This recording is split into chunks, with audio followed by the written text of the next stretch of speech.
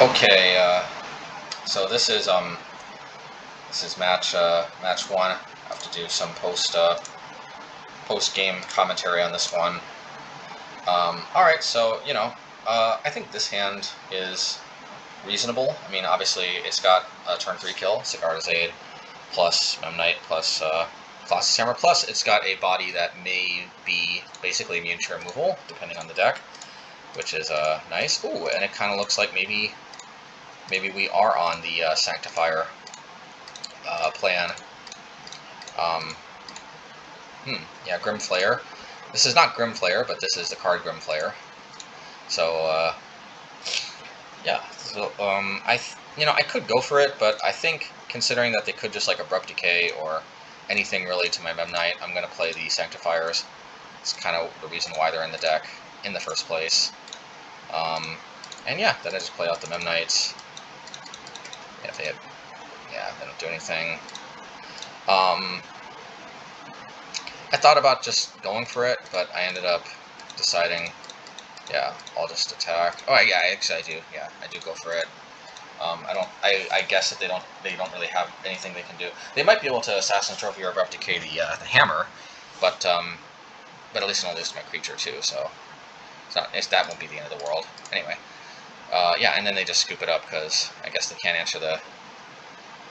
I mean, yeah, like don't they play like Abrupt Decay or something? I feel like they scooped a little too early, but anyway, we'll see. Maybe they just can't deal with this itself at 8. I mean, because they're on a 2-turn clock, even if they deal with the hammer. All right, next one. Okay, match.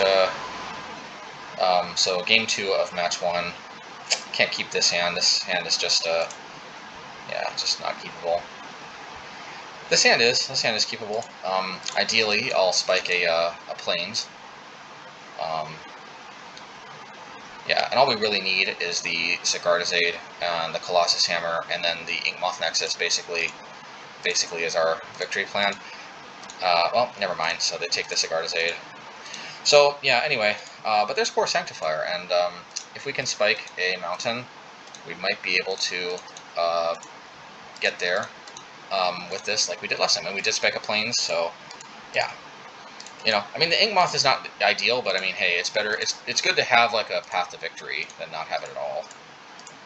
So, okay, another Tarmogoyf. Okay, so what we can do here is we can play Shadowspear, and we actually end up equipping it and attacking to gain some life. And I feel good about this. It is worth noting that you see because of the Sanctifier's ability, it's removing the cards that opponent plays, which is actually helping shrink the Tarmogoyfs, which is pretty cool. Yeah, this card is pretty nice. Unfortunately, I think they're going to take the hammer. I think they should have taken the Steelshaper's Gift, but anyway.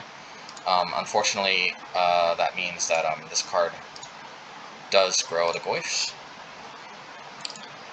Yeah, I play the Paradise Mantle just for a free equip. I play the Steelshaper's Gift. I think I go get Sword of Fire and Ice.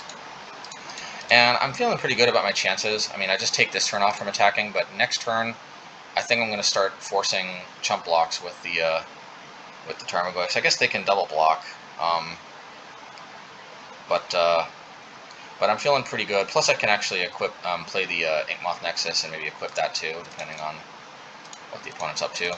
However, the opponent plays Liliana, and that puts me in a tough spot. Also, their Tarmogoyf grows out of control, and at least what I can do is I can activate the Inkmoth, attach Sword of Fire and Ice, attack them, kill Liliana. The only problem is that grows the Goyfs to 6/7, so basically anything kills me.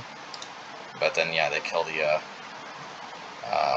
they put an instant in the graveyard, and then that's instant, Planeswalker, land, that's 3, sorcery, or enchantment, that's 4, artifact, that's 5, sorcery, that's 6, creature, that's 7, yeah, so 7 different types, so that's that. Alright, let's go to the next one.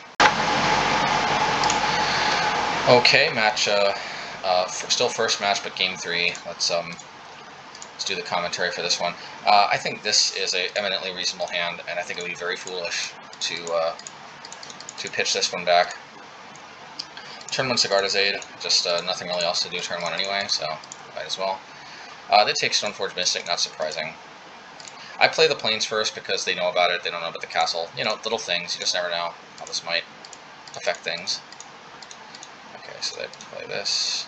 They Abrupt Decay. Alright, play another Puresteel because I drew it. They play Grimflayer. And I can play Skyclave Apparition, so I do. That allows me to get in there. Now I think they, okay, I was worried, in retrospect I was a little worried actually they might path and get a token and then block. Anyway. So let's see, but it's almost the same thing as them killing this itself. Alright, they Thoughtseize the Batterskull, which is not nice, but hey, we get Stoneforge Mystic. Now, here's the interesting thing. I think what I remember what I do is I go get Paradise Mantle, because I'm thinking like I just don't want them to discard whatever it is I draw, but maybe I can just like milk this for card draw while I can. And sure enough, they do allow me to just draw a card off of it. I draw Stoneforge Mystic.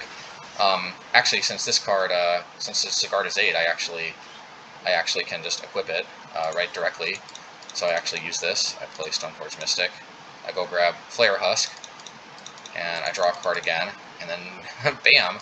I've played out my entire hand, and I've got a huge board. The problem is, actually in retrospect, I think I should have used Sigarda's ability to equip to this, because what happened is I attacked, and then they Assassin's Trophied that Skyclave Apparition, so they're going to eat my Puresteel Paladin, which is very unfortunate, and I should have foreseen this, so I should have... I guess I guess it was just weird that they just sat by and let me draw so many cards, which is still probably a mistake from them that they'll end up paying for. Yeah, that's probably what it is. And oh, and here's an example, see, of Thraben Inspector really being good for me. I think I just end up using the 1/1s. I think I make a little mistake here. I really need to find a removal spell for a tracker, so I really probably should have just cracked the clue and forgone making another token. Anyway, I crack this for my turn, get Relic, crack Relic, Steelshaper's Gift. Oh, and here's a cool thing I can do. I forgot to mention this actually in the deck tech, but here, Mortarpod, I can play it. Oh yeah, I just use the ability first. Yeah, so what you have to do actually, by the way, is when these two go on the stack, you have to click the one that you want to resolve last and go on the bottom. So I clicked Sigarda's Aid, so this one went to the bottom. This one resolves first. The Living Weapon trigger creates the Germ token. Then once that resolves, I ping the tracker for 1. It's got 2 toughness. Then the Sigarda's Aid ability triggers on. I target my token, I sack, I kill the tracker, and yeah, and that gives me an out to that, which is pretty cool. They play Hero's Downfall on my Stoneforge Mystic. Hey, it is what it is. I attack, and I have the ability to make a token up. They play Liliana, and I just create a token, and I guess they respond. I mean, they scoop in response to me sacking my token. Alright, next one, and I guess that's GG's. Alrighty.